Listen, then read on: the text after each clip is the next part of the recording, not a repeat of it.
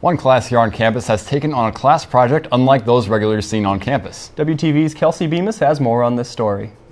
Students in Dr. Susan Valum's IS 201 class are getting an unusual classroom experience, one that involves a few furry friends.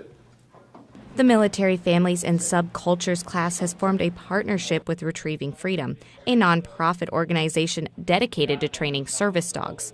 Valum says the partnership started with her own interest in the program. So I went out to see, first of all, what he was doing and making sure that this fit, and I was very impressed, and asked him if we could do a partnership.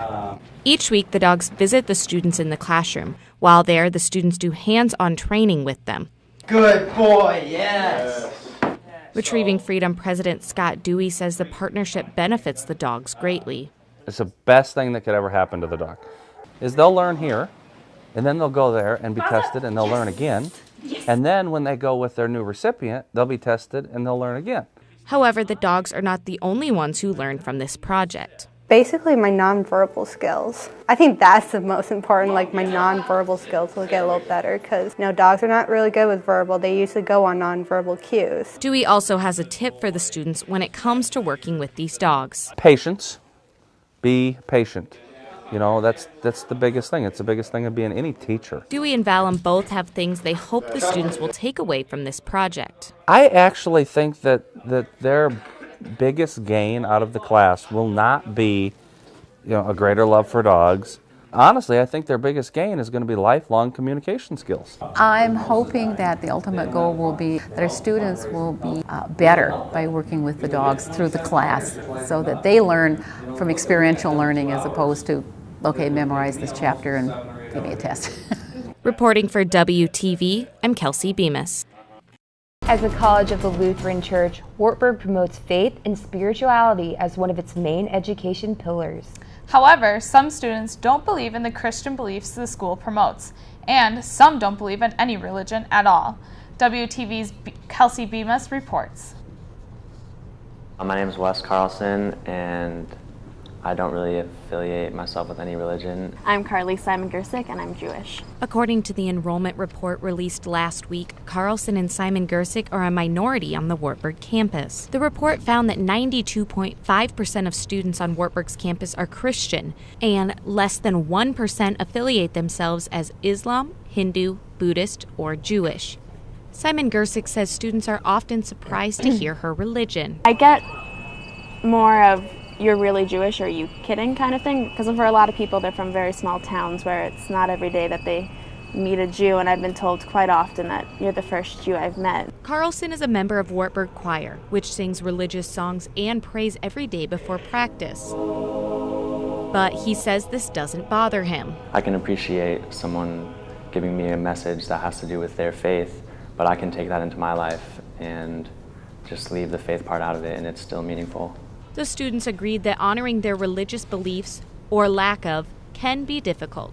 There's not much on Wartburg itself. I mean, there's not a rabbi that's going to come in for one student to do a service or whatnot.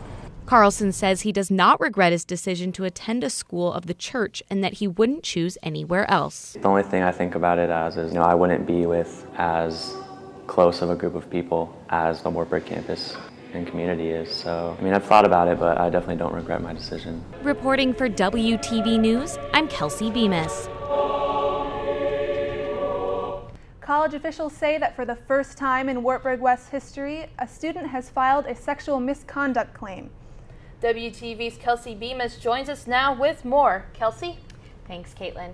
Now, Marketing and Communication Vice President Graham Garner says the incident was reported early in the semester and that the school has begun their conduct interview process. We have our own judicial process and investigatory process to see what happened or might have happened, and of course work with law enforcement during that process. So that's what the institution's been doing. We immediately responded.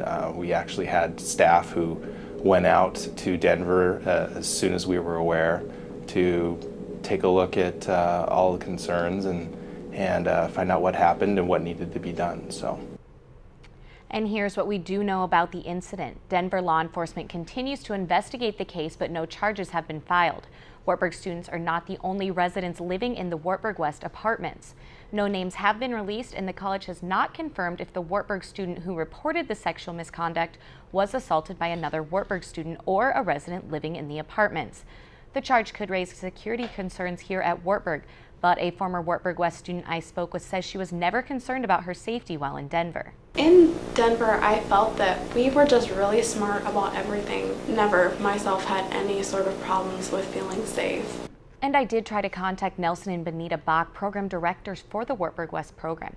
They declined to comment. The college has not yet reached a decision on the outcome of this case and continues to investigate. And our Thanksgiving special is being filmed on location from the Rated Test Cutlery Test Kitchen. Now we wanted to give you an inside look at this American-made company and show you how they prepare for their busiest time of the year, the holiday season.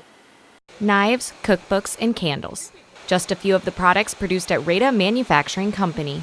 The company started in 1948 and has been making all its products here in Waverly ever since. Rada president Gary Nelson says the location of the company contributes to its success.